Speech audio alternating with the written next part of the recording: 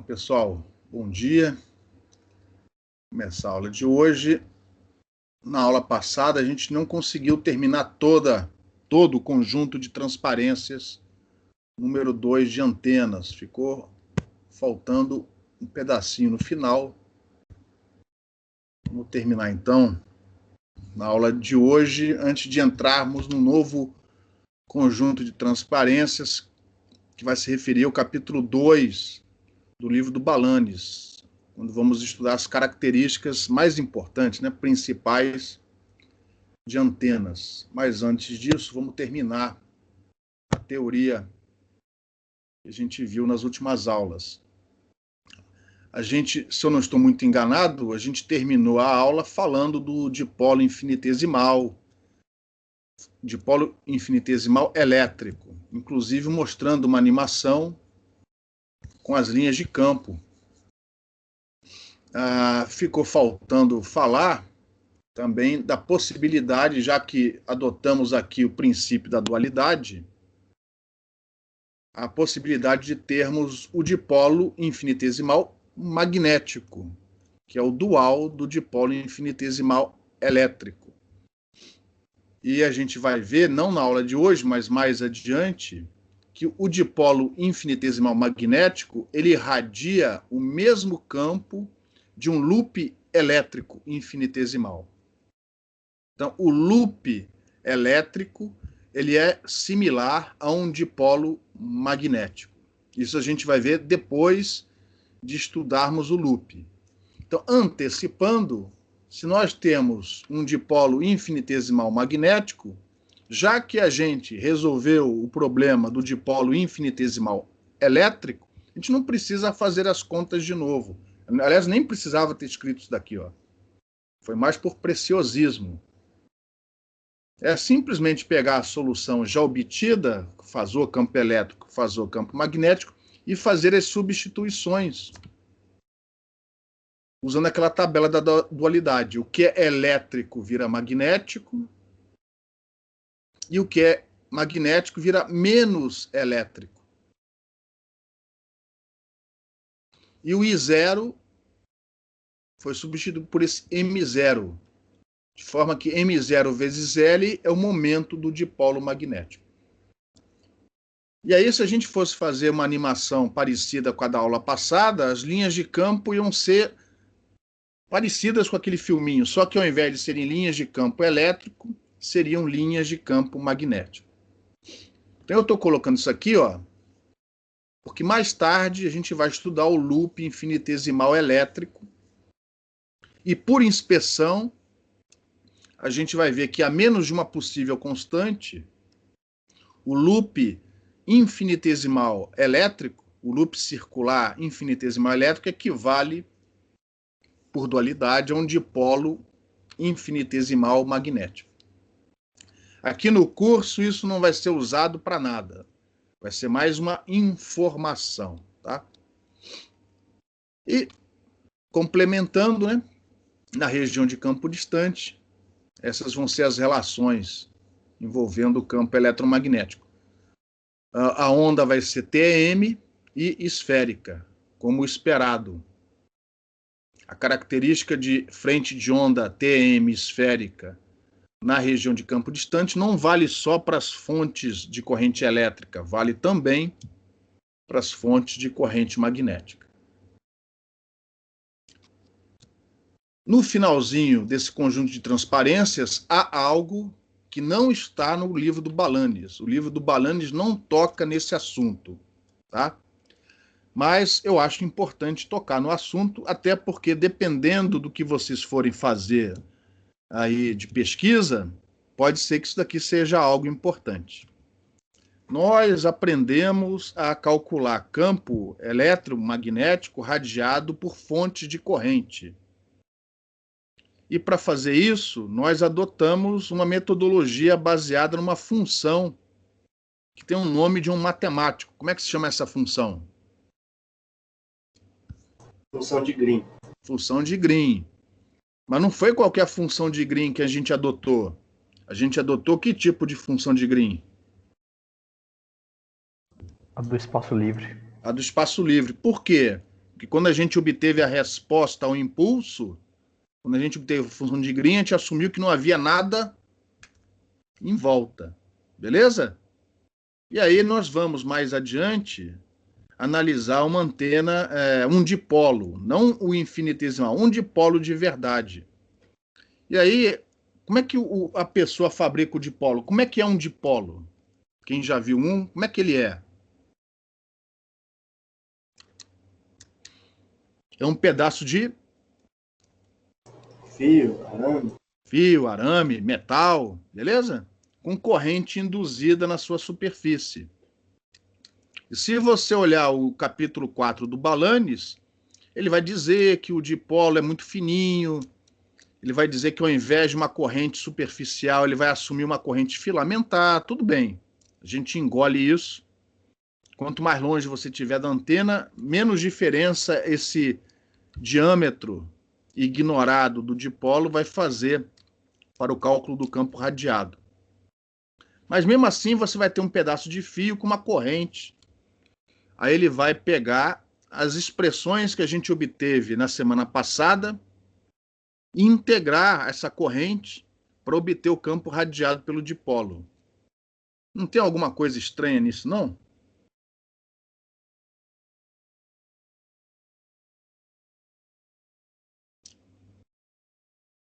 A corrente está flutuando no espaço? Ela tem que vir de uma fonte, né? Tudo bem, ela vem de uma fonte, de um gerador ligado à antena através de uma linha de transmissão. Mas a corrente do dipolo, ela está flutuando no espaço? Não. Ela está onde? Ela está no condutor. Então, como é que eu posso usar as equações do espaço livre se as antenas... Eu vou ignorar a Terra, eu vou ignorar os prédios, eu vou ignorar a torre, mas eu posso ignorar a antena? Não poderia. Na verdade, o que acontece é uma questão filosófica, mas na verdade o que acontece é o seguinte: nós não resolvemos o problema original. Nós resolvemos um problema equivalente, onde nesse problema equivalente não existe nenhum obstáculo, nem mesmo o material da antena. Tá? Isso tem a ver com o princípio da equivalência. Aqui eu só vou falar sobre o princípio da equivalência, até porque para provar o princípio da equivalência, eu preciso antes de explicar o teorema da unicidade. Isso está fora do escopo deste curso. Teorema da unicidade, princípio da equivalência, é estudado com mais detalhes, com mais rigor, na matéria de eletromagnetismo que é oferecida nos primeiros semestres. É o campos eletromagnéticos harmônicos, que talvez alguns de vocês façam. Alguns, Mateus, o Elvésio, o Felipe, já fizeram a disciplina, eles já viram isso. Quem for fazer, vai estudar com mais calma, com mais rigor, o princípio da equivalência. Aqui eu só vou simplesmente citar o princípio sem provar as coisas mais fundamentais. Então, no nosso caso, de uma maneira geral, você tem lá fontes de corrente flutuando no espaço, ou você pode ter essa fonte lá no infinito, e aí, ao invés da fonte, você põe uma onda incidente, uma onda plana incidindo, e um obstáculo presente. E você quer obter o campo espalhado, né, por esse obstáculo. Só que o problema é o obstáculo em si. O obstáculo em si não permite que você utilize a formulação baseada na equação de Green do espaço livre, porque não é espaço livre. Porém, nós podemos, se a região de interesse for a região externa, nós, sem grandes explicações, nós podemos substituir esse problema, que aqui está sendo classificado como problema original, por este outro. Olha que interessante. Neste outro problema, o obstáculo foi removido, ficou um vácuo aqui, que eu preencho com o mesmo meio que eu tiver do lado de fora, ó, μ1, ε1, e imponho, porque isso aqui é um problema matemático, isso é um problema equivalente, imponho campo nulo no interior dessa região, que afinal de contas eu não estou preocupado com essa região, eu quero calcular o campo aqui fora. E aí, como aqui fora tem campo, e aqui dentro não tem campo, segundo as equações de Maxwell, isso não é possível, você ter uma descontinuidade nas componentes tangenciais do campo elétrico e do campo magnético. Você não pode ter descontinuidade nas componentes tangenciais do campo, a não ser que na interface, na fronteira que separa os dois meios, na superfície que separa os dois meios, melhor, aqui já não tem mais dois meios, na superfície que separa as duas regiões, que coincide com a superfície do obstáculo do problema original, a não ser que nessa superfície existam o quê?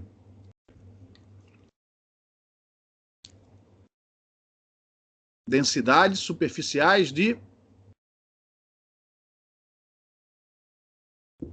Pessoal que já fez campos harmônicos. O que tem que ter aqui na superfície para justificar a descontinuidade dessas componentes tangenciais do campo elétrico e do campo magnético? Correntes elétricas e magnéticas. Densidades superficiais de correntes elétricas e magnéticas.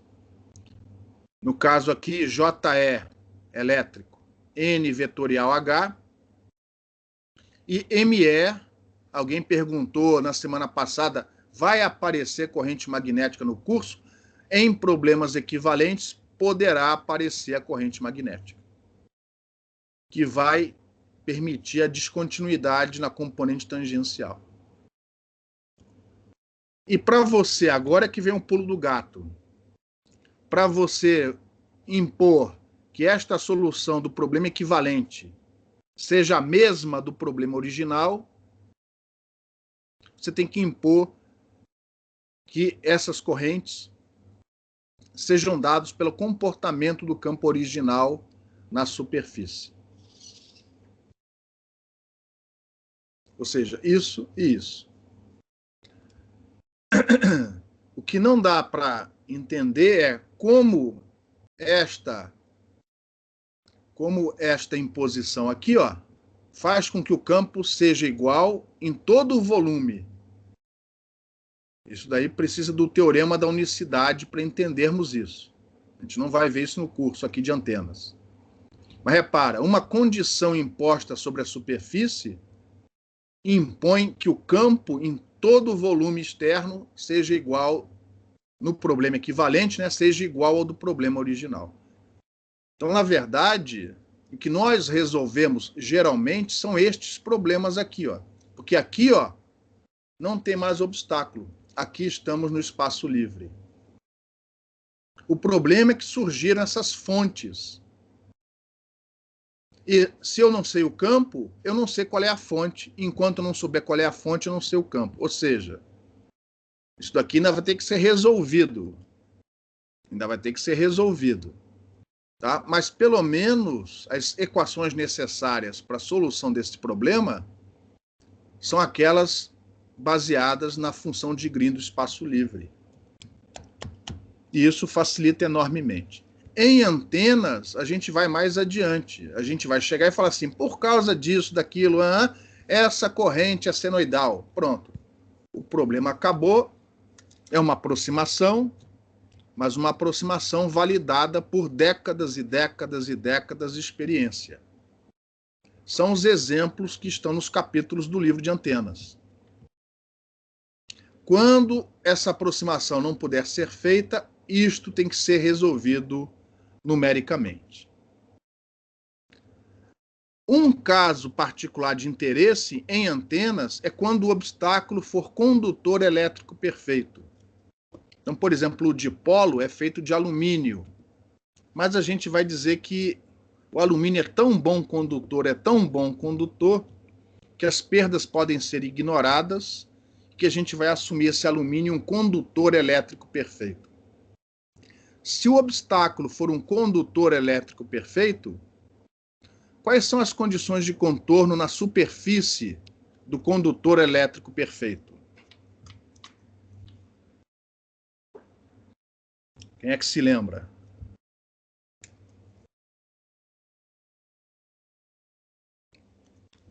As componentes tangenciais têm que ser nulas, contínuas. Tem que ser Você nulas, começou quer dizer. bem. Nulas. Mas quais? Do campo elétrico. Se esta superfície for condutora elétrica perfeita, as equações de Maxwell nos dão o seguinte: as componentes tangenciais do campo elétrico, elas têm que ser nulas. Ou seja, N VEC é igual a zero. N vetorial campo elétrico igual a zero. N vetorial campo elétrico joga fora a componente normal do campo elétrico e ficam só as tangenciais. Ou seja, se o obstáculo for um condutor perfeito, no problema equivalente, a corrente magnética não existe. O problema equivalente vai ter apenas a corrente elétrica na superfície. E mais, esta corrente elétrica, que aqui é fonte, aqui ela foi imposta, é a corrente induzida do problema original. É o que está nessa transparência aqui, ó. Quando o obstáculo for um condutor elétrico perfeito, o problema equivalente terá apenas corrente elétrica, e a corrente elétrica, a corrente magnética é nula, e a corrente elétrica que fica, que no problema equivalente é fonte, irradiando no meio sem obstáculos, é a mesma corrente induzida na superfície do condutor, supostamente perfeito, do problema original. Por isso que o Balanis, quando vai resolver o dipolo e outras antenas, ele vai falar o seguinte: a antena na superfície de um dipolo, ela tem uma distribuição senoidal, aí ele mete essa corrente dentro das equações, utilizando a função de Green do espaço livre, integra e acha o campo, sem sequer mencionar que, puxa vida, como é que eu posso usar a função de Green do espaço livre se o obstáculo, o condutor elétrico perfeito, está presente? Na verdade, é porque a gente não resolve o problema original. A gente resolve um problema equivalente, onde a corrente tem a mesma forma. A corrente vai ter a mesma forma. N vetorial H1, N vetorial H1. Só que aqui a corrente é fonte, flutuando num espaço livre de obstáculos. Aqui a corrente é induzida na superfície do condutor elétrico perfeito. Aqui eu não posso usar a função de Green do espaço livre. Aqui eu posso usar a função de Green do espaço livre. Mas como a solução é a mesma, então, sem problema. Então não se esqueçam, geralmente o princípio da equivalência é adotado para que a gente possa resolver os problemas usando a função de Green do espaço livre. Isso que eu mostrei aqui para vocês não tem a prova rigorosa, tá? Eu só mencionei, não estou provando coisa nenhuma, tá? Eu só estou mencionando porque essa informação no futuro pode ser útil para algum de vocês. Ou seja, é possível substituir o problema de um espalhamento por um obstáculo por um outro equivalente, onde as correntes não são conhecidas, as fontes não são conhecidas, mas pelo menos a função de Green é do espaço livre. Isso permite a criação de algoritmos numéricos mais gerais, mais robustos, né? Como, por exemplo, técnicas baseadas no método dos momentos. Talvez um ou outro de vocês acabe trabalhando com essas técnicas, dependendo do orientador, dependendo do que vocês forem fazer mais adiante, tá? Bom, aí tem também aqui o teorema da reciprocidade, mas eu vou pular, porque a gente não vai usar esse teorema aqui no curso. Então eu vou deixar o teorema da reciprocidade também para aqueles que forem fazer a disciplina de campos harmônicos. Se você não fizer a disciplina, aí você vai estudar de outra maneira. Mas o teorema da reciprocidade ele é muito importante em antenas, porque É daqui que a gente mostra que as propriedades da antena na transmissão são as mesmas da recepção. Só que essa prova a gente não faz aqui no curso, ela é feita em campos harmônicos. Então, eu vou deixar tudo isso para campos harmônicos e vou pular para o terceiro conjunto de transparências, que tem a ver com o capítulo 2, do livro do Balanes. E a gente sai desse arquivo que está pesado e vai para um mais leve.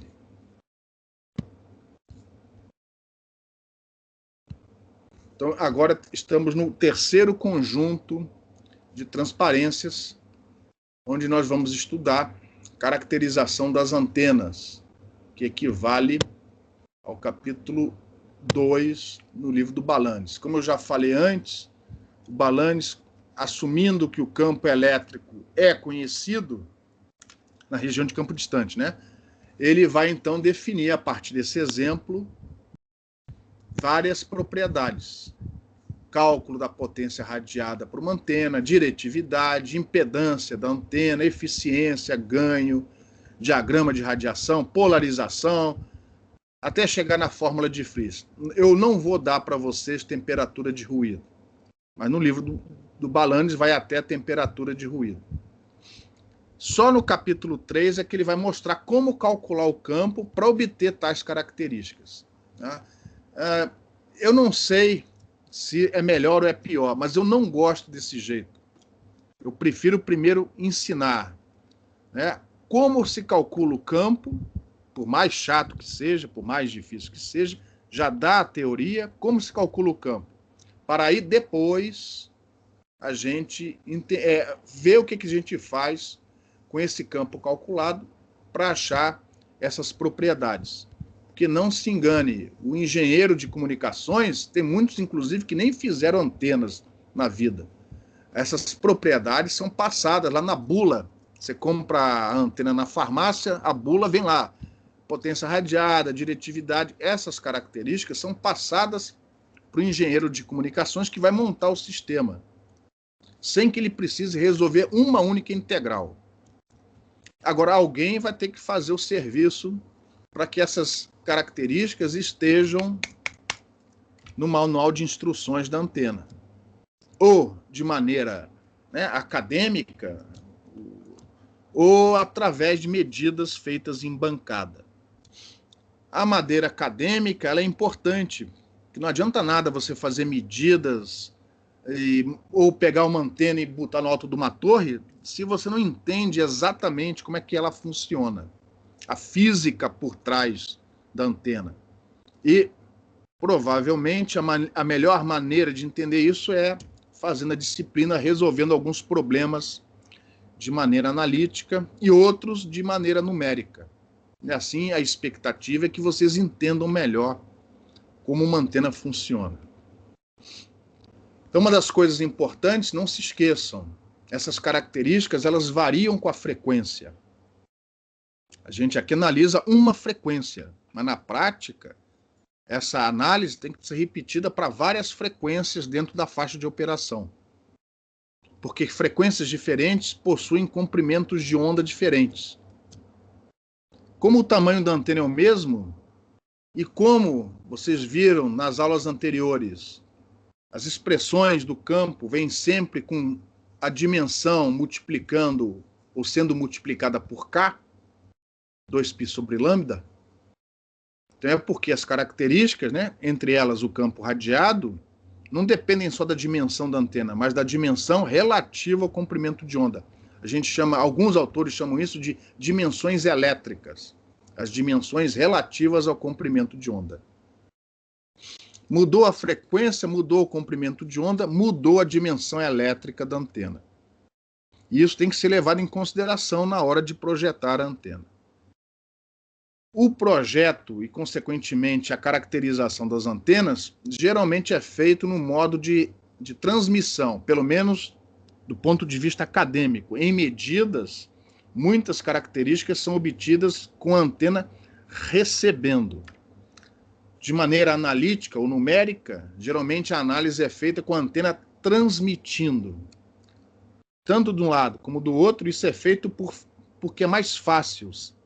É mais fácil botar a antena para receber do que para transmitir. Na hora de medir, geralmente, é mais fácil analisar a antena transmitindo, ou seja, dada a corrente, integra, acha o campo. Mas, do teorema da reciprocidade, que acabamos de pular, é possível mostrar, isso não é visto aqui no curso, que essas características, desde que os meios sejam lineares, as características da transmissão são as mesmas na recepção. Então, quando você calcular, daqui a pouco, né, o diagrama de radiação da antena, esse diagrama de radiação vai valer tanto para transmissão como para recepção. Quando você for caracterizar a polarização da antena, ela vai valer tanto para transmissão como para recepção. Mas aqui no curso, por simplicidade, a gente vai assumir sempre a antena irradiando, ou seja, transmitindo. E aí a gente vai começar com o cálculo da potência, da densidade de potência média. A densidade de potência está por trás de quase todas as características de uma antena.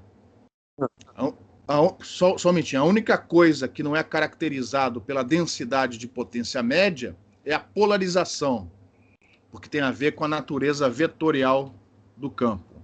Alguma pergunta? Na verdade, acho que você comentou antes, só que eu fiquei em dúvida, é outro tema, na verdade.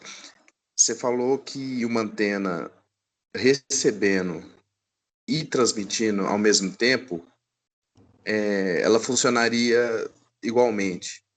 Mas uma coisa não influencia na outra, não? Eu fico em dúvida nisso. Na verdade, a antena que a gente compra, ela serve tanto para transmitir como para receber. Quem vai definir se ela está transmitindo, recebendo ou fazendo as duas coisas simultaneamente é o circuito por trás, é o gerador, transmissor, receptor por trás. É a circuitaria atrás da antena, ou por trás da antena, é o seu telefone celular, por exemplo, é o rádio, onde antigamente a gente escutava o jogo de futebol, é o dispositivo, o circuito por trás é que vai decidir se aquela antena está transmitindo ou recebendo. Por exemplo, quando você fala no seu telefone, a antena é a mesma. Ela recebe e transmite. O sistema por trás é que vai definir se ela vai transmitir ou vai receber ou vai fazer as duas coisas simultaneamente. Geralmente, dependendo do serviço, por exemplo, telefonia móvel, o canal de subida, ou seja, do usuário para a estação rádio base, ela não é o mesmo canal, ou seja, não são as mesmas frequências no sentido inverso. Então, isso pode ser, evitar interferência pode ser feita de pelo menos duas maneiras. Uma, no caso de telefonia móvel, é você fazer com que as frequências da conversa sejam diferentes, os canais sejam diferentes. O canal de subida e o canal de descida. Por exemplo, no walkie-talkie, é você apertar o botão ou largar. É manual. Nos antigos sistemas da Nextel.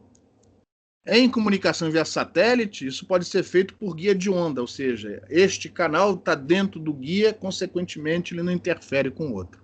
Mas a antena, ela é passiva, ela serve para as duas coisas. Quem define é o sistema por trás, a parte elétrica, o circuito. Esclareceu ou não? Obrigado. Nada. A densidade de potência média tem a ver com vetor de Point. E, no caso, como a gente está fazendo a análise frequência a frequência, como a gente está usando a notação fasorial, não é o vetor de Point em qualquer, é o vetor de Point complexo. Ou seja, não é o vetor de Point, é o vetor de Point complexo. Que, para nós, como a gente usa valores de pico para os fasores, 1/2 do fasor campo elétrico, produto vetorial com o conjugado complexo do fasor campo magnético. E está aqui a cara do Poynting. O Poynting é o sobrenome desse físico. Em homenagem a ele é que o vetor é chamado de Poynting. Não é porque ele aponta numa direção. Até porque pointing, em inglês, de apontar, não é com Y, é com I. Então, é homenagem a este físico matemático. Na região de campo distante, por causa das relações de onda TM, na região de campo distante, que é a região de dispersão, a gente vai poder reescrever esse vetor de Poynting usando esta relação desta maneira. A gente trocou aqui, ó, o H conjugado por isso daqui, o eta eu já passei para fora em evidência. Isso aqui é um produto vetorial duplo. Se você pegar o livro de cálculo, lá no apêndice, usando aquelas identidades vetoriais, você vai ver que você pode reescrever isso desta forma.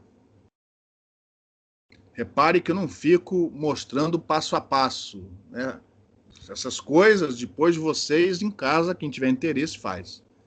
Como a onda é TM, o campo elétrico é ortogonal à direção de propagação, então esse termo é zero. Fica só o primeiro termo, com o fasor campo elétrico multiplicando escalarmente, né, o seu conjugado. E aí, por definição, isso é definido como módulo ao quadrado do fasor campo elétrico. Então, esta notação é só para enxugar. Mas, na verdade, é isso daqui que ajuda você a fazer conta. Ó. Nunca se esqueça que isto daqui, ó, representa isso daqui. Ou seja, na região de campo distante, como o campo eletromagnético é TM e esférico, o campo elétrico não tem componente na direção R. Ele só tem componente na direção θ e φ. Então, na região de campo distante, módulo do fasor campo elétrico ao quadrado é o módulo ao componente θ mais o módulo ao quadrado da componente φ. É esta conta que você vai fazer. E como já foi dito antes, esse eta é a impedância intrínseca do meio, raiz de μ sobre epsilon. Para a atmosfera, alguns autores aproximam isso daqui por 120 pi ohms. E repara, na região de campo distante, como a onda é TM, o vetor de Poynting ele vira puramente real. Ou seja, a potência reativa ficou lá atrás, acumulada em volta da antena. Apenas a potência ativa propagou e conseguiu chegar lá longe. E este termo escalar que aparece aqui, para nós, puramente real, é a densidade de potência média radiada. Usando a notação do livro do Balanis, a gente vai usar a letra W. W rad vai ser o módulo do vetor de Poynting. Vetor de Poynting esse que na região de campo distante é puramente real. Módulo do fasor campo elétrico ao quadrado dividido por 2 eta. E isso tem unidade de watts por metro quadrado. Para achar a potência em watts, eu preciso calcular o fluxo do vetor de Poynting através de uma superfície fechada que envolva toda a antena. Por enquanto, alguma pergunta?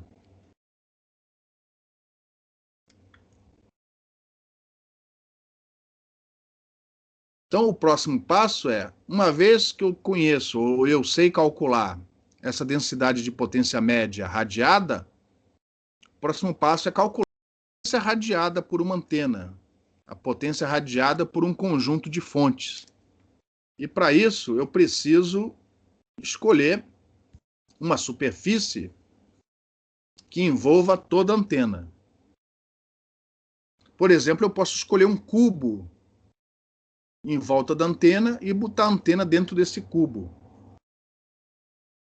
Eu posso escolher qualquer superfície fechada, desde que a antena esteja completamente no interior do volume definido por essa superfície.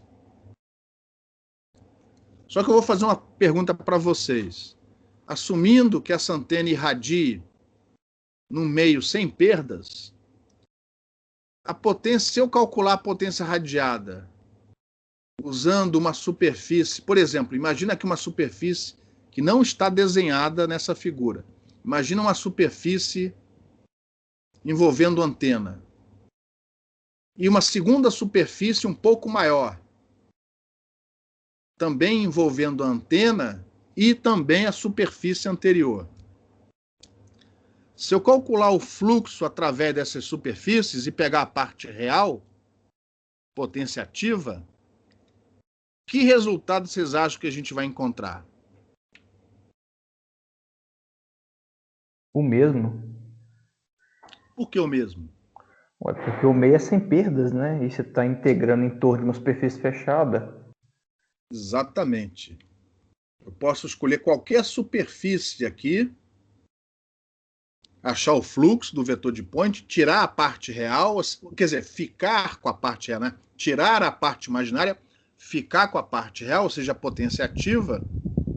E se eu escolher uma superfície maior, mais longe da antena, e repetir o procedimento, eu vou obter o mesmo resultado. Porque entre uma superfície e outra não vai haver perdas. Conservação de energia. Logo, qual a melhor superfície, aquela que vai facilitar, né, o cálculo da radiada por uma antena? A esférica na região de campo distante. Exatamente. Por isso que para o cálculo da parte real da potência radiada, ou seja, a potência ativa, que a gente chama de potência média radiada, o cálculo quase sempre é feito na região de campo distante. Por quê? Porque não importa o tamanho da superfície, o valor da parte real, da parte imaginária, não. A potência reativa, ela vai, se você mexer no tamanho da superfície, o cálculo muda. Mas para a potência ativa, para a potência radiada por uma antena, não. Então o cálculo geralmente é feito sobre uma esfera, porque uma esfera, que a frente de onda é esférica. A normal, a esfera vai ter a mesma direção da direção de propagação da onda, da frente de onda esférica, o que vai ajudar a calcular o fluxo. Então a gente escolhe na região de campo distante uma esfera para fazer esse cálculo. Pergunta? E na prática, a gente usa para alguma coisa a parte imaginária da potência irradiada? Usa. Só que esse cálculo não pode ser feito na região de campo distante. Ele tem que ser feito numa ou medido em bancada, né? Que é o que se geralmente faz mesmo, mas analiticamente, numericamente, você tem que escolher uma superfície que seja o mais próximo possível da superfície da antena. Ou seja, o cálculo tem que ser feito no limite da superfície da antena. E aí, logicamente, esse tipo de cálculo não é trivial. A gente vai falar sobre isso mais tarde. Mas para a parte real, a gente basta fazer o cálculo na região de campo distante sobre uma esfera. Então, isto daqui, na região de campo distante, é a mesma coisa que isso. Como na região de campo distante, o vetor de Poynting é módulo do L quadrado sobre 2 θ, apontando na direção R, e como numa esfera a normal é na direção R escalar, e todos eles unitários, R escalar R unitário vai dar 1. E como é uma esfera, o infinitésimo de área da esfera é R ao quadrado seno θ dθ dφ. Isso aqui vocês viram lá em cálculo 1, cálculo 2. É o infinitésimo de área quando você faz a integral sobre uma superfície esférica. R ao quadrado seno θ dθ dφ. O dφ a gente varia de 0 a 2π. E o θ a gente vai variar de 0 a π. De 0, eixo Z positivo, até π, eixo Z negativo. Enquanto que o φ é o ângulo inteiro de 0 a 2π em volta do eixo da antena. Com isso, você varre a esfera uma única vez. Lembra que na região de campo distante, o módulo do campo elétrico é proporcional a 1 sobre R. Consequentemente, o módulo do campo ao quadrado é 1 sobre R ao quadrado. Então, na região de campo distante, o R ao quadrado que aparece aqui no DS vai sempre cortar com o R ao quadrado que aparece, de maneira que não importa o raio da esfera, o resultado é sempre o mesmo. Ou seja, não importa o tamanho da esfera, a potência radiada é constante, porque nós estamos assumindo o meio sem perdas.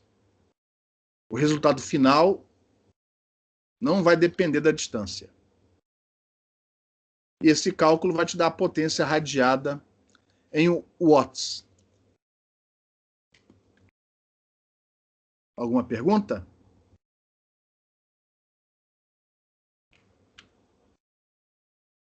Beleza? Então, repara, nós já sabemos, a partir das expressões do fasor campo elétrico na região de campo distante, calcular a densidade de potência radiada e, consequentemente, a potência radiada por uma antena. Vou voltar atrás. Observe que a densidade de potência radiada, lá do vetor de Poynting, ela depende do módulo do campo elétrico radiado ao quadrado. Por sua vez, esse campo elétrico, ele depende das direções, θ e φ.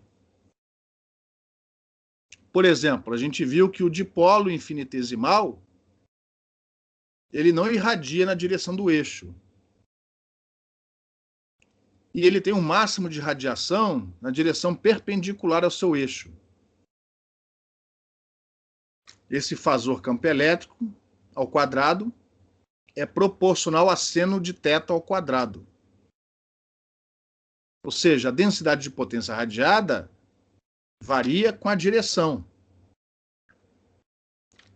Antenas, quando você quer se comunicar, por exemplo, com um satélite ou com um ponto muito distante, você não pode usar antenas que joguem energia, né, ou densidade de potência, melhor falando, em todas as direções. Você gostaria que a sua antena direcionasse essa energia por uma direção específica, porque senão você está jogando potência fora, energia fora. Por outro lado, se você não sabe, por exemplo, você está andando na rua ou dentro do seu carro, vai atender o telefone. Quando você faz isso em movimento, você não sabe de onde vinha a informação. Você não sabe, em princípio, né? Você não sabe onde está a estação rádio base. E às vezes a energia, a informação reflete na parede de um prédio até chegar no seu carro. Você não sabe de onde vem essa informação. Então, nessas situações, você não quer que a sua antena seja muito diretiva. Você quer que ela receba o melhor possível de todas as direções em volta de você. Isso daí, obviamente, vai ser definido pela geometria da antena, porque a geometria da antena define a distribuição de corrente, que, por sua vez, define os limites de integração, que, por sua vez, define a expressão do campo elétrico radiado, que, por sua vez, define o vetor de Poynting na região de campo distante. Mas o engenheiro de telecomunicações, ele não quer saber disso. O engenheiro de telecomunicações quer receber um gráfico, entendeu? Que ele olha para o gráfico e fala assim, então eu tenho que posicionar essa antena desta maneira, que assim eu vou jogar mais potência naquela direção. Esse gráfico é o diagrama de radiação da antena. E o diagrama de radiação da antena pode representar, por exemplo, a diretividade da antena. Não basta você fornecer a densidade de potência radiada. Não basta plotar a densidade de potência radiada. Vou te dar um exemplo. Eu tenho duas antenas transmitindo para um certo ponto, para um certo observador.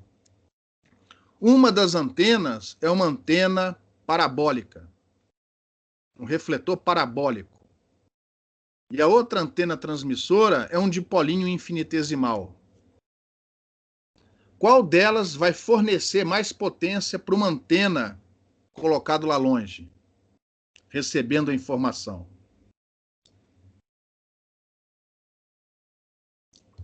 Não dá para saber, ué. Por que não dá para saber? Uai, porque eu não sei quanto de potência que tá chegando em cada uma. Exatamente. Então, repara, você não consegue dizer que, por exemplo, nessa situação, a antena refletora vai te dar mais potência que a outra. Porque eu não sei qual é o transmissor que está ligado nela.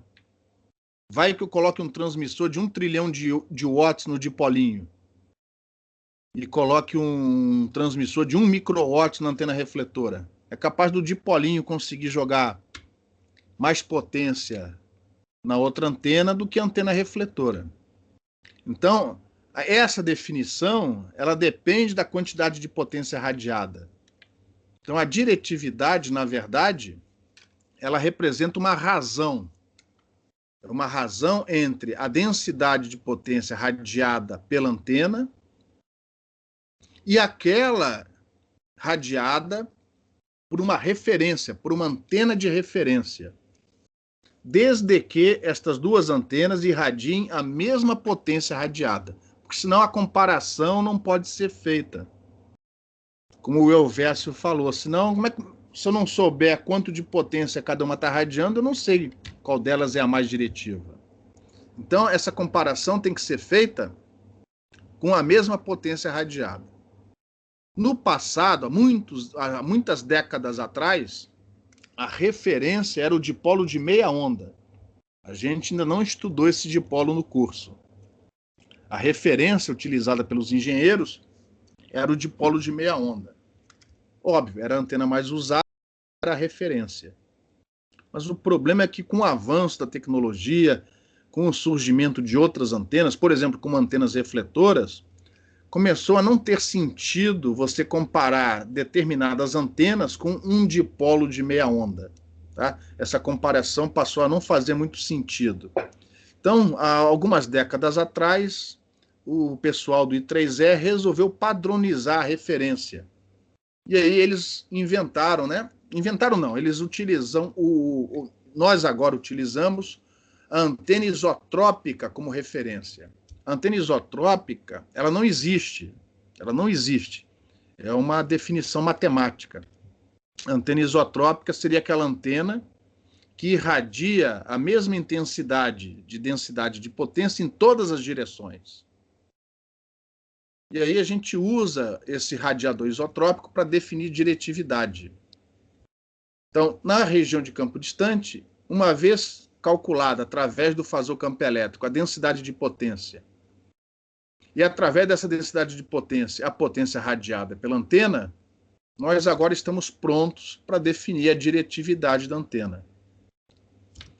Por definição, a diretividade da antena é a razão entre a densidade de potência radiada pela antena dividida pela densidade de potência que seria radiada pela antena caso ela fosse isotrópica, desde que radiando a mesma potência radiada da antena original. A densidade de potência da antena, como está escrito aqui, ó, é 1/2 θ módulo do fasor campo elétrico ao quadrado. Mas e a do isotrópico? Por definição, a densidade do isotrópico é constante, é uniforme, ela não varia com a direção. Então, para obter a densidade de potência do isotrópico, é só pegar a potência radiada da antena, que tem que ser a mesma, ou seja, calculada dessa maneira, e dividir pela área da esfera. E aí você reescreve esta razão desta forma. E aqui está a fórmula da diretividade. Essa diretividade é a função da direção, já que esse R que apareceu daqui, ó, este R daqui, vai acabar cortando o R ao quadrado que aparece no módulo do fasor campo elétrico ao quadrado. Então, no final, quando você fizer as contas, o R vai sumir. Vai ficar apenas a variação em relação a θ e ou a φ. E esta grandeza ela é adimensional, porque ela é uma razão entre densidades de potência. Então, ela não tem dimensão, ela é adimensional. Então, no fundo, ela representa o quanto de potência é radiada em volta da antena, em função da direção do observador. E qual é a vantagem do engenheiro ter a informação diretividade? Porque se ele conhece a diretividade da antena em função da direção, e se ele, através de medidas, por exemplo, conhece a potência que é radiada pela antena, ele calcula a densidade de potência radiada e, consequentemente, o módulo do campo radiado, sem resolver nenhuma integral. Simplesmente com uma calculadora. Com uma calculadora, conhecendo a diretividade numa certa direção e conhecendo a potência radiada pela antena, que pode ser obtida ou por medidas ou usando um circuito equivalente, como a gente vai ver daqui a pouco, ele tem a densidade de potência radiada em função da distância e da direção. E, consequentemente, a intensidade do campo eletromagnético naquela posição do observador. E isso facilita a vida do engenheiro de comunicações. Por isso que a diretividade é uma das características mais importantes de uma antena. Só para terminar a transparência, antes de abrir para perguntas, a diretividade, como ela é proporcional ao módulo do campo elétrico ao quadrado, ela depende de θ e φ. Mas às vezes a gente fala assim, essa antena tem uma diretividade de 13 dB. Essa antena tem uma diretividade de 3 dB. Quando a gente não fornecer a direção, apenas o valor da diretividade, está implícito que estamos fornecendo a maior diretividade possível. E aí a gente vai usar esse símbolo aqui, ó, D0. D0 é a maior diretividade da antena, numa dada direção. Então, quando a gente fala assim, essa antena tem 50 dB de diretividade, é numa certa direção, na direção onde ela apresenta a maior diretividade, que geralmente é a direção que a gente aponta para outra antena. Alguma pergunta? Eu tenho, professor. Ah. No texto aí, né, e no livro também, dá a entender que a diretividade não é é amplo, não é só na região de campo distante, mas na hora de calcular aí o senhor usou assumindo região de campo distante. Diretividade, ela só faz sentido quando a frente de onda é TM. Lembrando da semana passada que você não precisa estar no infinito para que você possa, com boa precisão, utilizar essas aproximações. Isso daqui só faz sentido, isso daqui só faz sentido na região de campo distante, na região de radiação. Isso aqui não faz sentido nem na região de Fresnel, nem muito menos perto da antena, onde o campo é altamente reativo. A diretividade, ela é definida para a região de campo distante. Beleza. Se não for isso, isso aqui não vale, isso aqui também não vale. Se você não estiver na região de campo distante, você tem que usar isso daqui, ó. Daqui para baixo, assume que você está na região de campo distante. Beleza? Ok. Diretividade só faz sentido na região de campo distante, tanto na transmissão como na recepção.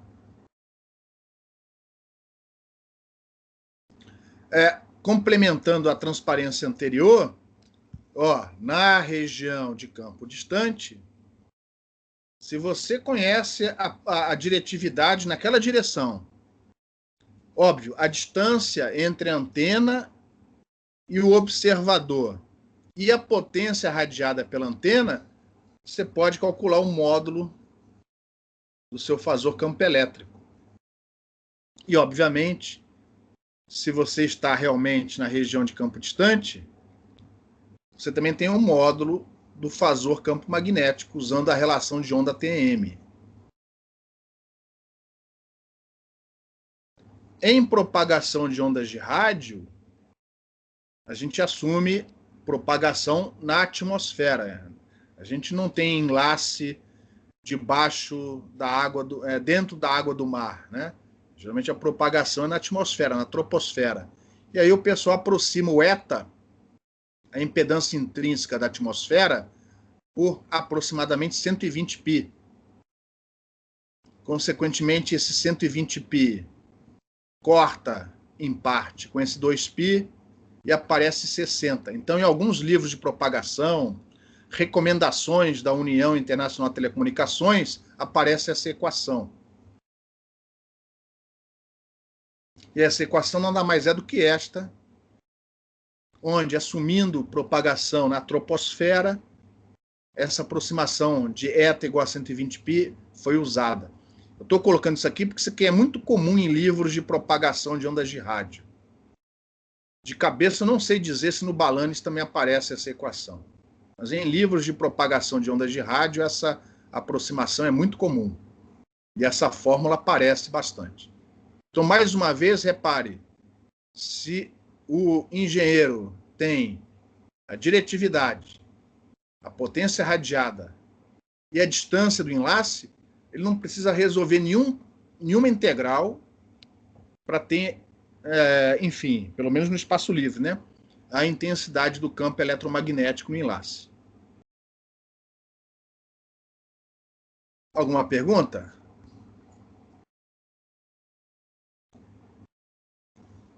Só que aqui nós vamos calcular essa diretividade. Quando for possível calculá-la analiticamente, a gente vai fazer.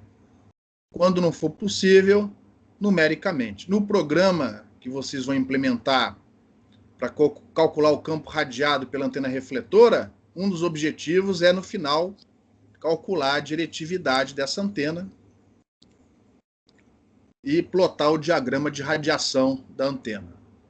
Depois a gente vai falar sobre o diagrama de radiação.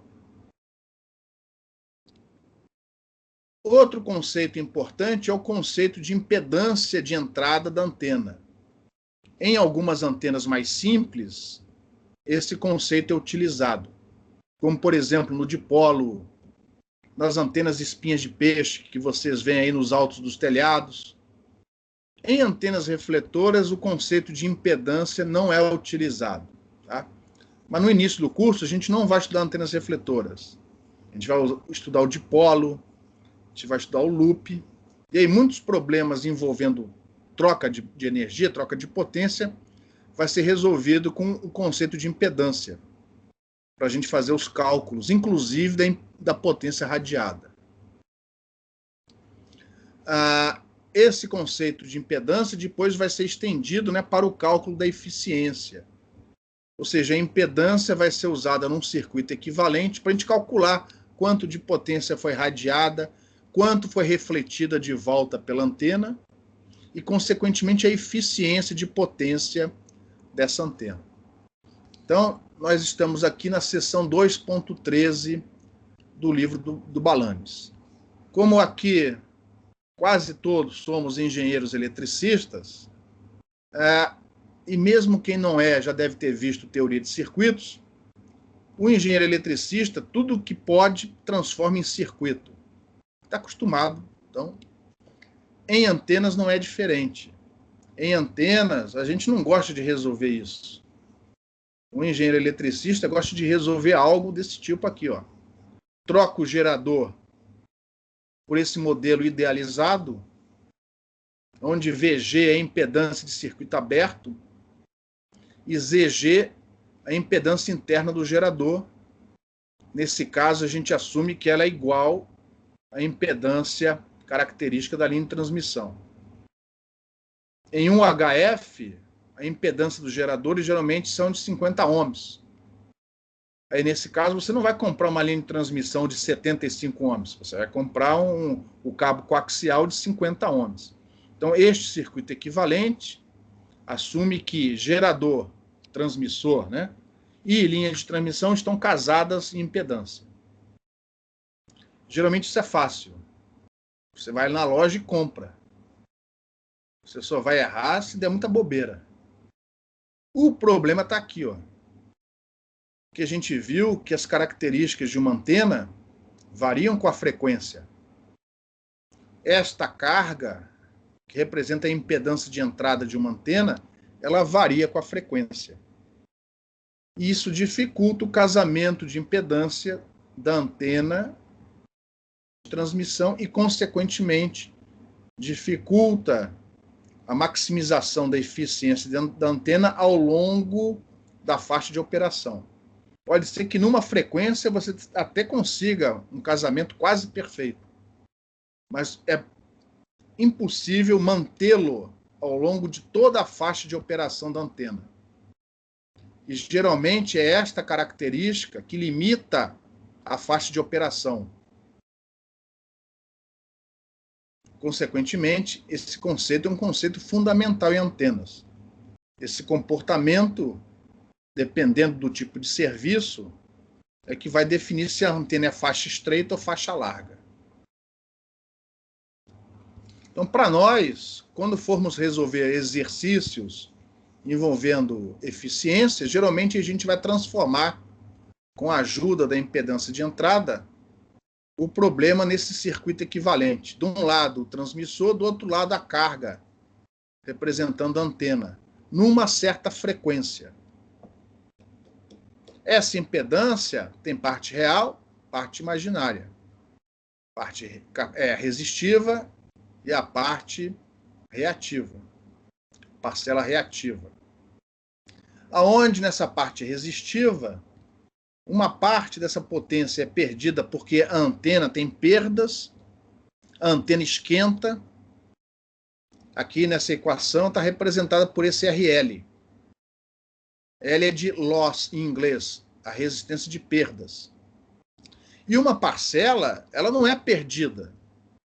Para o gerador, parece que ela foi perdida, né? Porque o gerador é cego, ele não está vendo o que está do outro lado. Ele acha que do outro lado tem um resistor, mas não tem. É porque a antena, parte da potência, a gente gostaria que fosse toda ela, parte dessa potência é irradiada. Então, para o gerador, é como se tivesse lá uma resistência, que a gente vai chamar de RR. É a resistência de radiação, ou a resistência na entrada da antena. Perdão, é a resistência na entrada, ignorando a resistência de perdas, que é o que a gente vai fazer aqui no curso. Nós vamos ignorar, a não ser talvez num outro capítulo do exercício do Balanis, mas na prática a gente vai ignorar essa resistência de perdas, porque ela é muito baixa. Desde que a qualidade do material das antenas, né, os metais, sejam de boa qualidade. Então aqui no curso, na hora de resolver problemas, com exceção, acho que de um exercício, a gente vai ignorar essas perdas. Então, a parte real de Zein vai ser basicamente a resistência de radiação, que representa, né, no circuito equivalente, a potência que foi radiada pela antena. Já a parte imaginária representa a potência reativa que fica em volta da antena, armazenada na região em torno da antena. O cálculo da resistência de radiação é simples, porque a resistência de radiação, por definição, no nosso circuito equivalente, ela tem a ver com a potência radiada. Dada a antena, conhecida a potência radiada, o cálculo da resistência de radiação é imediato. Tem a ver com a potência radiada pela antena, que você calcula uma vez conhecido o campo radiado. E se você calculou o campo radiado, é porque você conhece a corrente na antena. Inclusive a corrente nos terminais, onde você liga ali a sua linha de transmissão, que é a chamada corrente na entrada. Então, o cálculo da resistência de radiação é simples. A gente vai exemplificar, inclusive, para os dipolos, para o dipolo infinitesimal daqui a pouco. Já a reatância de entrada é dificílima de ser obtida, que para você calcular a reatância de entrada, você tem que calcular a potência reativa. E para você calcular a potência reativa, você tem que usar uma superfície coladinha na antena, onde os cálculos são analiticamente praticamente impossíveis de serem feitos. Isso tem que ser obtido ou numericamente, através de simulações numéricas, ou medido em bancada, medido no laboratório. A resistência de radiação vai ser fácil calcular. A reatância de entrada vai ter que ser fornecida para vocês, ou através de um gráfico, ou através de um modelo, ou o valor dado no enunciado do problema. Alguma pergunta?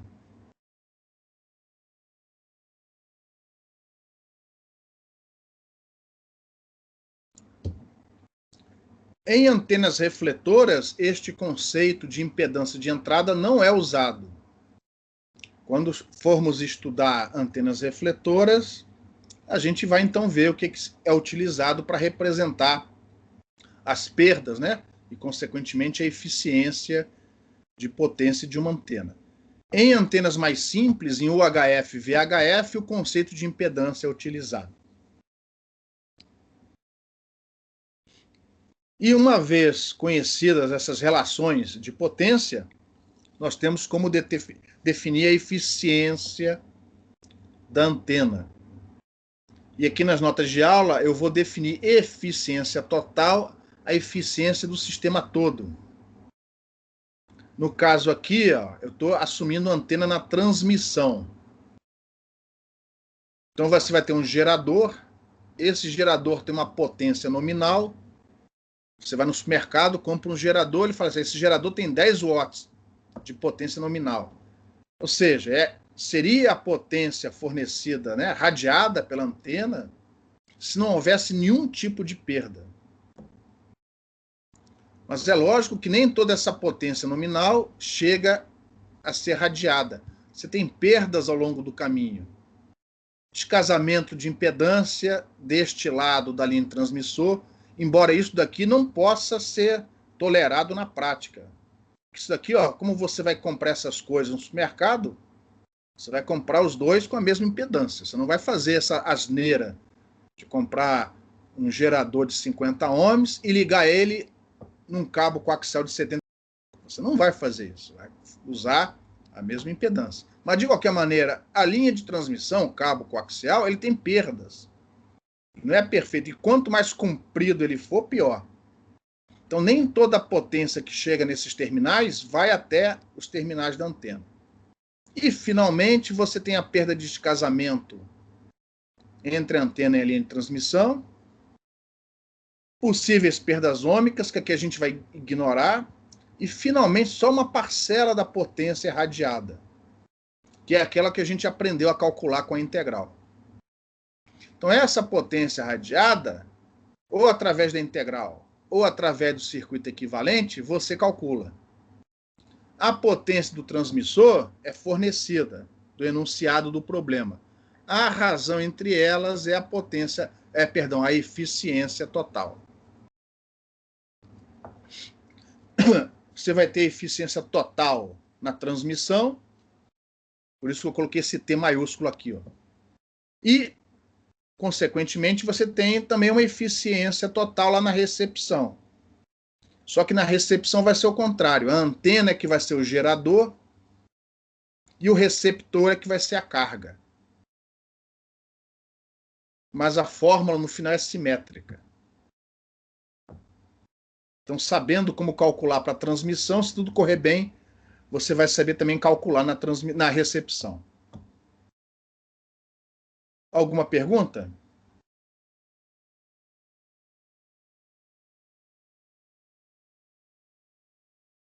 Observe que você pode cascatear eficiências. Você pode definir uma eficiência para junção transmissor-linha de transmissão.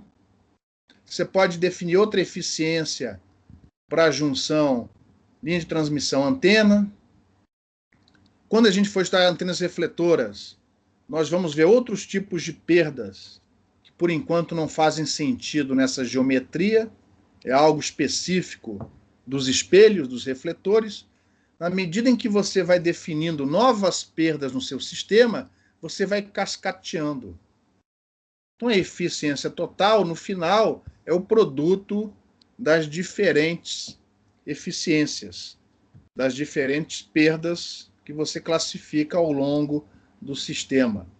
Isso vale tanto para transmissão como para recepção.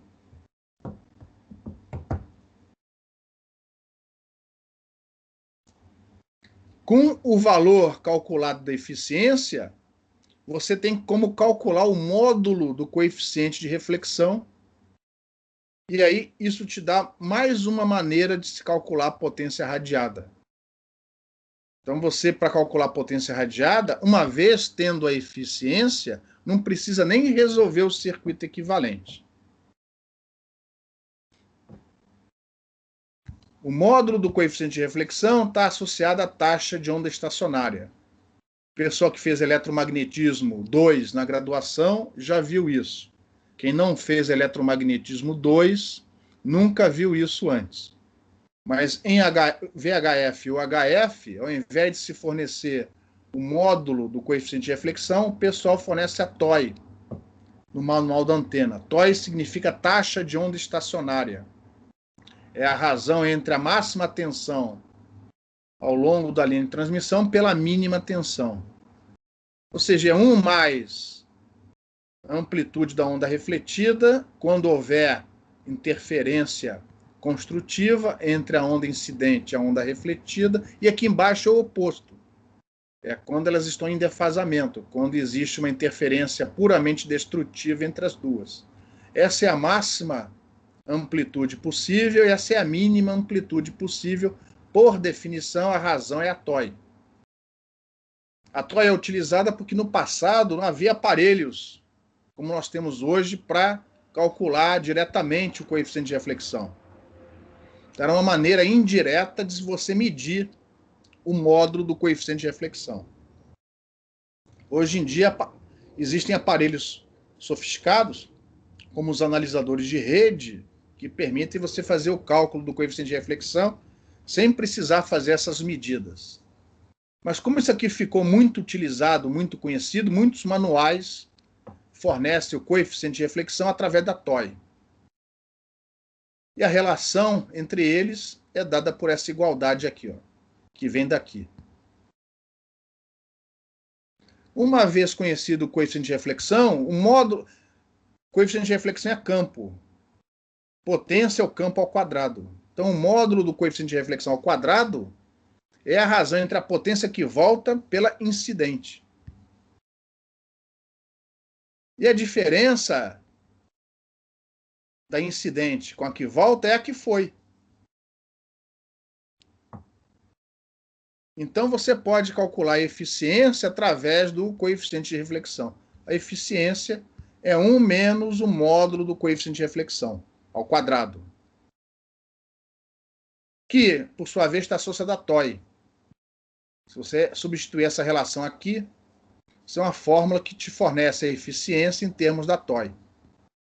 Eu estou colocando isso daqui, ó, porque muitos manuais de antenas espinhas de peixe, dipolos, eles não vêm fornecendo nem impedância, nem coeficiente de reflexão. Eles fornecem a TOI. Então, quando isso acontecer, o cálculo da eficiência se dá através dessa última igualdade aqui, ó. Calculada a eficiência, você sabe calcular a potência radiada pela antena. É só aplicar essa definição aqui.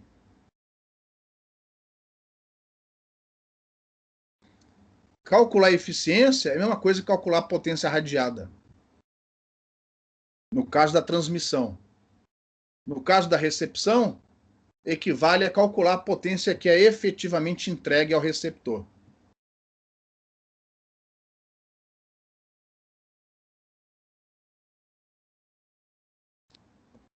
A TOI é definida em relação a uma impedância de referência.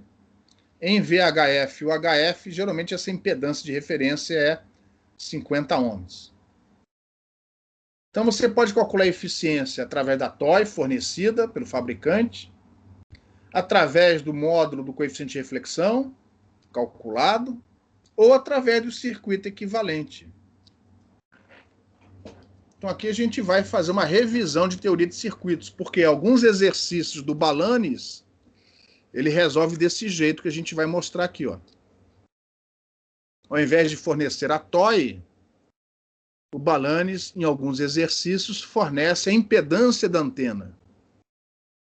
É outra maneira de você resolver o problema. No caso da impedância da antena, ele é mais completo, porque além da potência média ativa, a potência radiada, permite você também calcular a potência reativa. Tá? Então isso daqui acaba sendo mais completo do que fornecer a TOI ou o módulo do coeficiente de reflexão. É fornecer a impedância da antena para uma determinada frequência. E aí você monta esse circuito. Você monta esse circuito equivalente. E aí passa a ser um problema de circuitos. Passa a ser um circuitos. Mas mesmo assim, vamos relembrar como é que se resolve esse problema. Lembrando que a antena está aqui, ó. A impedância interna do gerador, ela tem que ser levada em consideração, lógico, no circuito, mas o que a gente quer é a potência que é dissipada, ou seja, radiada, nesta antena aqui, ó, nessa carga aqui, melhor dizendo. Esta parte em azul representa o gerador. Na prática, o gerador tem impedância interna puramente real. Puramente real. O gerador, para possuir impedância interna com parcela reativa, tem que ser muito ruim, muito vagabundo. Mas aqui, como é um modelo matemático, eu vou incluir, ó, permitir que essa impedância interna do gerador seja complexa. Embora na prática, se o gerador for bom, isso daqui não entra. Perdão, desculpa. Essa reatância vai ser nula. Por exemplo, em VHF, o HF geralmente essa impedância é de 50 ohms. Puramente real.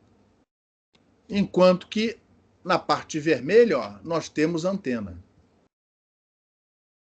A antena do problema original, no circuito equivalente, é representada por essa carga, por essa impedância Zin.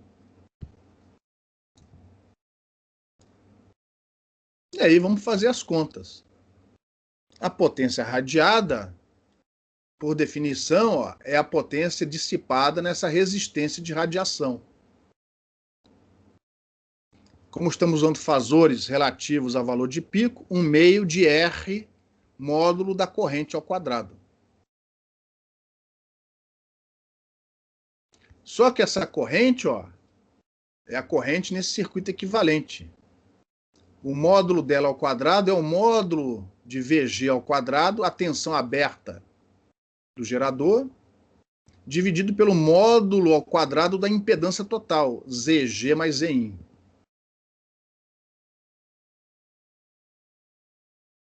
E aqui uma observação. Eu não sei porque vocês obviamente não vão cometer esse erro, mas tem gente que olha para módulo e enxerga a parte real. Módulo é parte real. Não, módulo ao quadrado é a parte real ao quadrado mais a parte imaginária ao quadrado. Ou seja, a parte reativa da antena diminui a potência radiada. Aquele campo reativo que fica armazenado em volta da antena, ele diminui a potência radiada. Ele atrapalha. Em comunicações, a gente não quer ele. Ele pode ser bom em outras coisas, dispositivos, cavidades, mas em antenas, a gente não quer ele. Em antenas, a gente gostaria que esse cara aqui, ó, essa reatância de entrada fosse nula.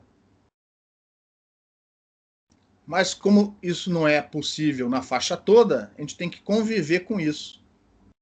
E essa ativa, ela diminui a potência radiada. Professor. Oi. Eu não entendi por que no cálculo da corrente aí, o senhor desprezou a linha de transmissão. Porque eu estou assumindo que a linha de transmissão está casada com o transmissor. E nessa situação, pode-se... e ela não tem perdas.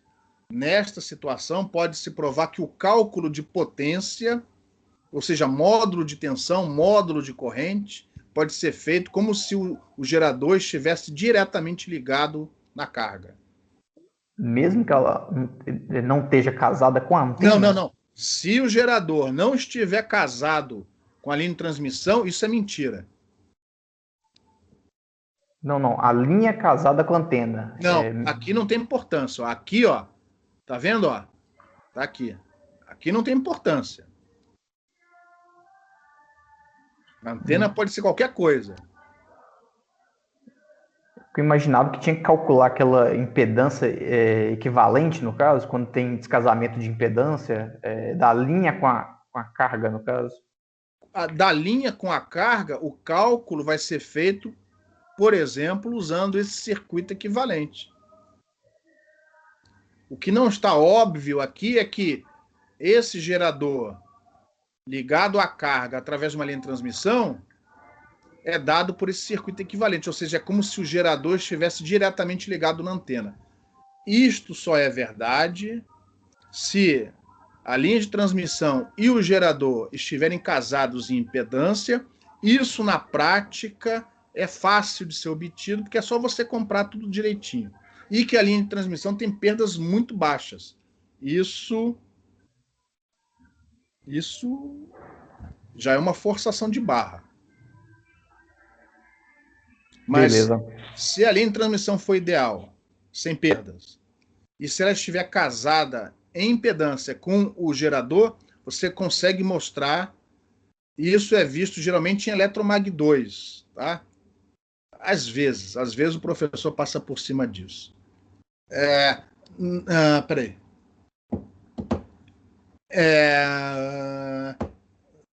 No YouTube tem lá um canal chamado TIOG, que eu já dei aula, inclusive, no primeiro semestre. Lá você vai ter que procurar, que eu não sei de cabeça mais. Mas vai ter uma aula minha, eu explico isso daqui. Ó.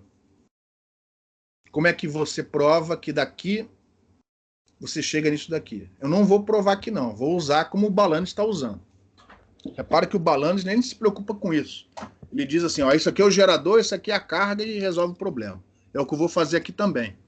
Porque senão eu não dou aula de antena, né? Beleza? Ok. Mais ou menos, né? Mas no YouTube tem lá uma aula de TIOG onde eu falo sobre isso. Na parte de linhas de transmissão. Se você tiver tempo, talvez seja uma boa dar uma olhada. Aí dá um search lá para... É mais ou menos no meio do curso. É quase que rigorosamente no meio do curso. Mais alguma pergunta?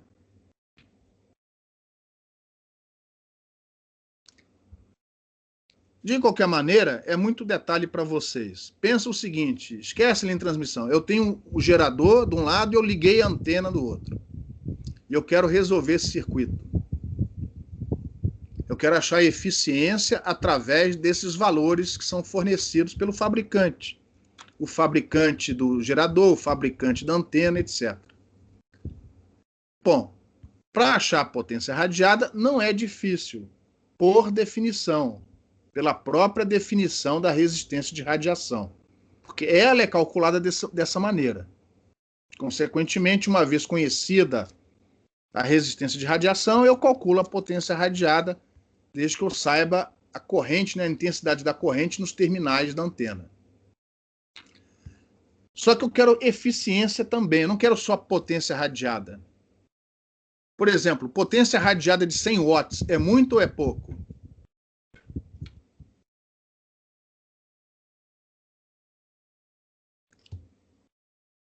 Potência radiada de 100 watts. É muito ou é pouco? Uma pergunta. Depende, não? Lógico, óbvio. E se o gerador o transmissor for de 1000 watts? Pô, você perdeu 90%. Então, o mais importante não é calcular a potência radiada, e sim a eficiência. Uma antena é boa se ela for altamente eficiente. Lógico, casada com o circuito transmissor, o receptor apropriado, né? Não adianta ligar uma antena refletora num circuito que foi preparado para uma antena impressa, né? Cada um no seu quadrado. Mas uma vez montado o seu circuito, o seu sistema, você tem que calcular a eficiência, e aí isso vai te dizer se o sistema como um todo é bom ou não. Olhando para essa equação, qual é a situação onde a máxima potência vai ser radiada? Quando os GG e Zin tiver o mesmo valor. Não, quase. Quando um for conjugado do outro, né? Isso. Lembra, quem fez circuitos vai lembrar a condição de casamento de impedância. Uma impedância conjugada complexa da outra. Porque aí a parte imaginária de um cancela a parte imaginária do outro. É verdade. Aí você vai falar assim, pô, professor, mas na prática isso não vai acontecer, porque o ZG na prática é real. Eu falei, é verdade. Mas, teoricamente, a máxima potência é transmitida, ou melhor, radiada, quando isso daqui for puramente, essa soma for puramente real. E não houver perdas. RL igual a zero. Ou seja, a situação ótima é quando isso daqui, ó, for 2 vezes RR. 2 vezes RR ao quadrado. Então, por definição, a potência nominal do gerador é dada por essa fórmula. Isso é uma definição. Esta é a potência nominal do gerador. Uma vez conhecidas essas características, esta é a potência nominal do gerador. 1/8, porque os fasores são de pico. Nos textos onde o valor do fasor for RMS, que vai aparecer 1/4. Então, esta é a potência nominal do gerador. E aí você divide uma pela outra, você tem a fórmula da eficiência, utilizando os parâmetros do circuito equivalente. Repare que parcela reativa diminui a eficiência do sistema. Como na prática você não vai conseguir cancelar um com o outro, porque isso daqui vai ser praticamente puramente real, a parcela reativa dessa impedância diminui a eficiência.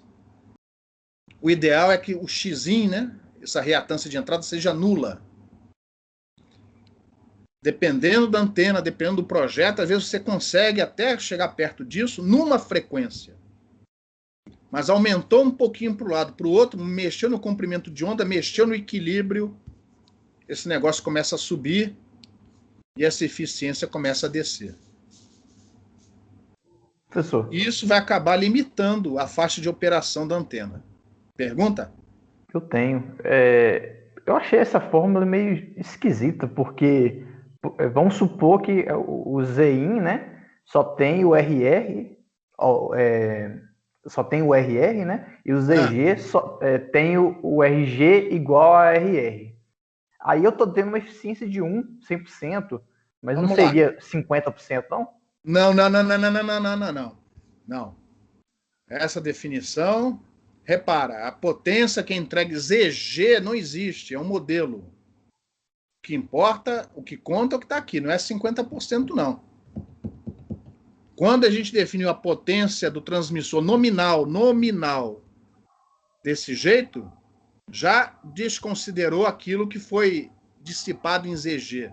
Ou seja, beleza. é o que sai daqui para fora no máximo, entendeu? Então Entendi não é agora. 50%. Aliás, essa é uma dúvida que quase todos que estudam antenas pela primeira vez têm, e talvez seja ou a minha deficiência com teoria de circuito, ou a deficiência dos professores que ensinam circuito. Quando você faz esse cálculo, isso daqui é um modelo. Potência nominal é daqui para fora. É o que isto daqui consegue passar para fora na melhor das hipóteses. Essa é a definição. Deu para entender? Deu sim. É o que sai daqui para fora.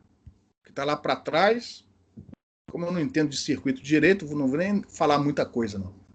Então, essa definição aqui, ó, É o máximo que pode ser passado para este cara daqui. Beleza? E, consequentemente, quando houver o casamento, como você já observou, essa eficiência é igual a 1. É a situação ideal. A potência radiada é a própria potência nominal do transmissor. Na recepção, eu não vou montar o circuito. Na recepção, a antena vira o gerador e o receptor vira a carga. Mas por causa da simetria, ó, a equação vai ser a mesma. Porque você vai pegar a parte real do RG e trocar com a parte real do Zin sem as perdas. Só que, como é um produto, ó, vai dar o mesmo resultado no final. E aqui embaixo, ó, como é uma soma, idem. Existe toda uma discussão em cima da definição do circuito equivalente na recepção. Nós não vamos entrar nisso. Eu vou usar o que está no Balanes, muito bem explicadinho.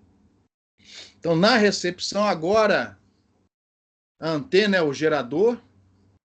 Nem toda a potência incidente é passada para dentro, parte é refletida.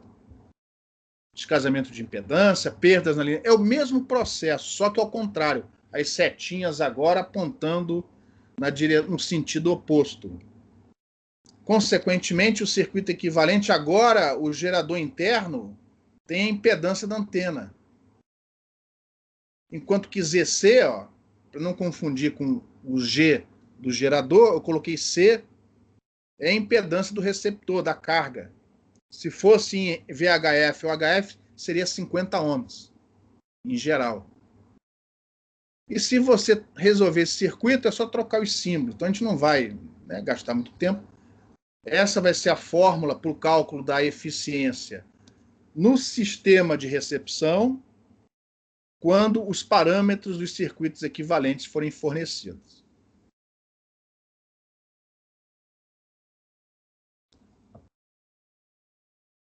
Alguma pergunta?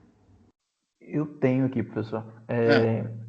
O Xzinho aí, né? Na antena como... Começa de novo, repete de novo. A parte imaginária da impedância de entrada da antena, com ela funcionando como receptora, né? Essa parte é complicada. Dá para provar... Perdão, deixa eu concluir, porque eu não falei isso, eu não queria falar.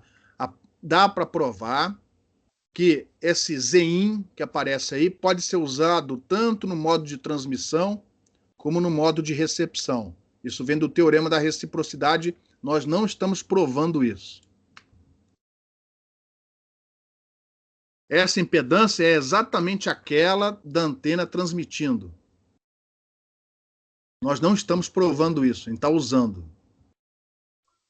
Porque ficou um pouco vago para mim a questão do significado, porque essa parte imaginária na antena transmissora representava a energia, era uma forma de você calcular a potência que estava ali ao redor da antena que não era irradiada. Isso. Só que na antena como receptora, ela só está chegando potência ativa nela de algum local. Beleza, boa pergunta, excelente pergunta. Por isso que quanto mais perguntas vocês fizerem, melhor.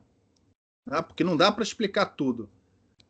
A potência ativa chegou nesse pedaço de metal, um pedaço de bombril que você colocou lá do outro lado.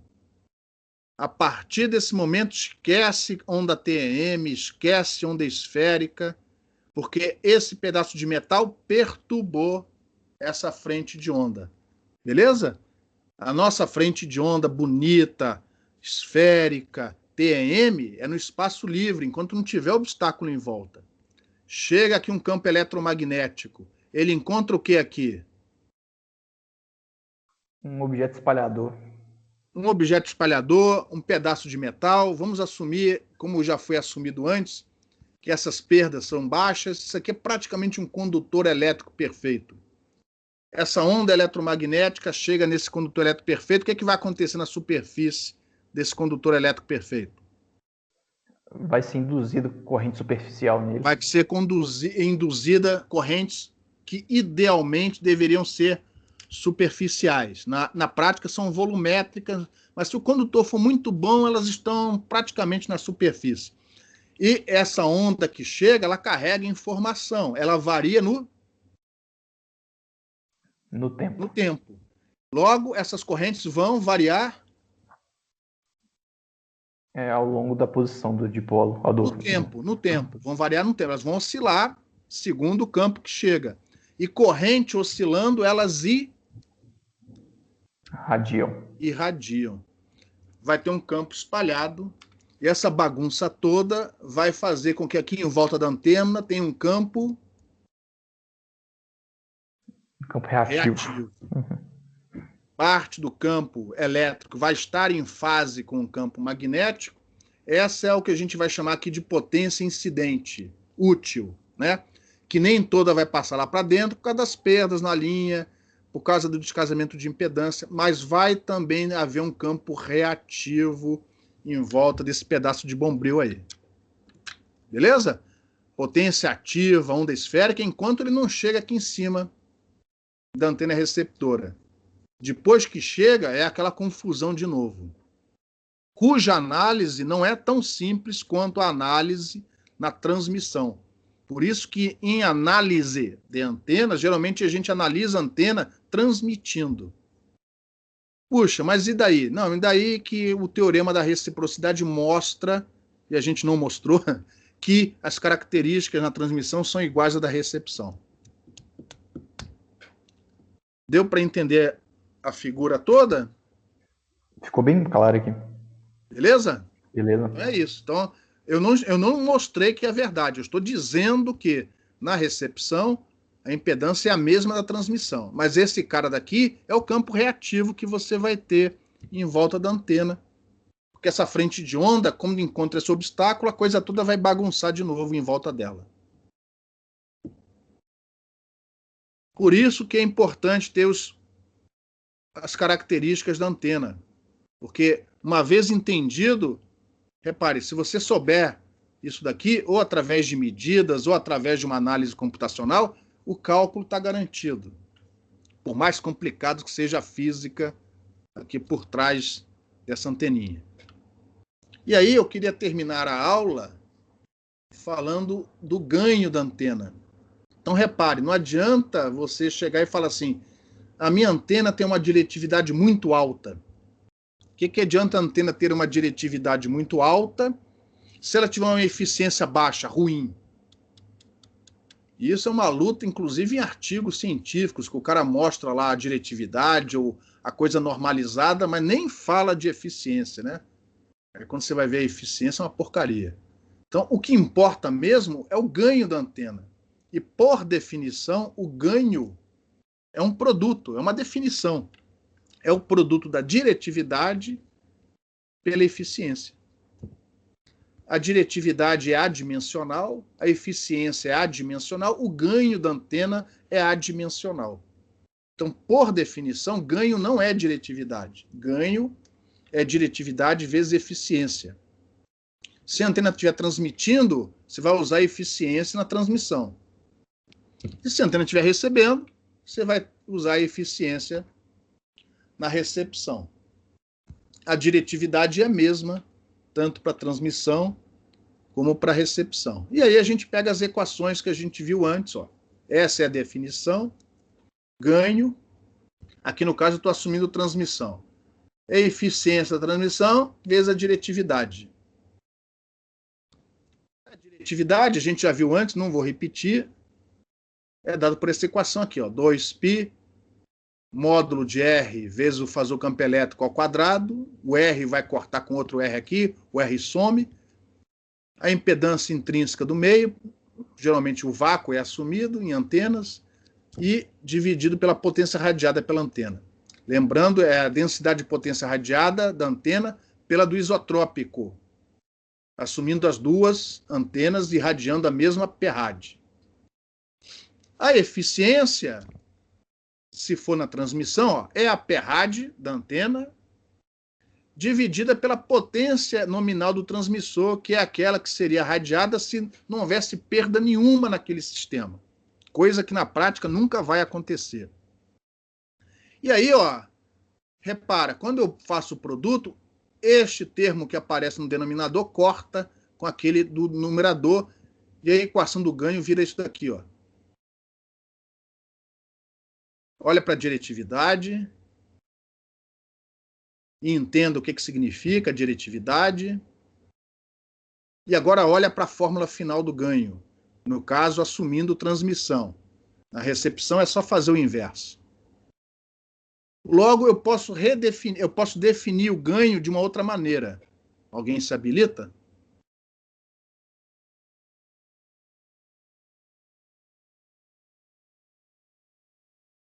O ganho de uma antena é a razão entre a densidade de potência radiada pela antena sobre aquela de um isotrópico radiando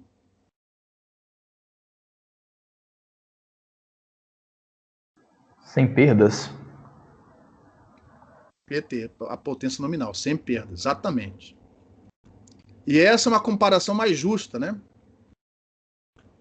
Porque essa definição leva em conta as perdas que você tem no sistema. Então, o que a gente tem que se preocupar, se for o caso, né? Se for esse o desejo, né? Não é ter a máxima diretividade possível. Se for o caso, porque tem certas antenas que você não quer diretividade, né? Você quer justamente o oposto, você quer que ela receba de todas as direções. Mas se for o caso de uma antena refletora altamente diretiva, o que você tem que fazer não é só maximizar a diretividade, é maximizar o ganho. E, em qualquer situação, sempre maximizar a eficiência. Sempre maximizando a eficiência. E, obviamente, que, como antes, se você tiver o ganho, você também pode calcular o módulo do campo eletromagnético, só tem que tomar o cuidado, ó, de não usar o PRAD aqui. Agora é o PT. Sem trocadilho, né? Agora é o PT. E eu vou parar a aula aqui, que já passei aqui 3 minutos da aula. Ficou faltando, né, para eu terminar a aula de hoje, falar sobre o diagrama de radiação, que nada mais é do que a representação gráfica dessa diretividade ou do ganho. Vai ter essa animaçãozinha aqui, que eu tinha até esquecido. Isso aqui mostra o diagrama de radiação do dipolo de tamanho finito, na medida em que o comprimento dele elétrico vai aumentando. Só para mostrar que o diagrama de radiação varia com a frequência. Lógico, aqui está exagerado, né? Mas o diagrama de radiação varia com a frequência. Infelizmente, essa variação com a frequência atrapalha não o analista, mas o projetista. Manter as características da antena o mais estáveis, o mais uniforme possível dentro de uma faixa de operação. Então, esta representação gráfica, que pode ser tridimensional, pode ser polar, quando tem muitos lóbulos, antenas refletoras, aí o pessoal usa mais a representação retangular. Isso nada mais é, em dBs, né, geralmente em decibéis, a representação gráfica da diretividade ou do ganho, em função da distância, em função da direção. É isso que a gente passa para o engenheiro de telecomunicações que vai montar o sistema. Ele tem que ver isso daqui, ó. E para saber se a antena em questão vai funcionar ou não, no caso dele. Beleza, pessoal? Alguma pergunta?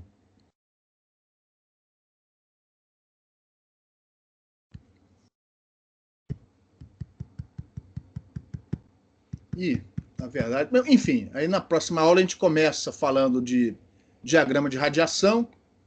E aí, antes de mostrarmos mais características, a gente já mostrou um bocado delas, a gente vai aproveitar o dipolo infinitesimal, que a gente já calculou, a gente já conhece, e vamos usá-lo como exemplo, né, para calcular a densidade de potência radiada, a potência radiada, a resistência de radiação, o diagrama de radiação, para esse dipolo infinitesimal. E aí depois a gente parte para a polarização que tem a ver com a natureza vetorial do campo eletromagnético.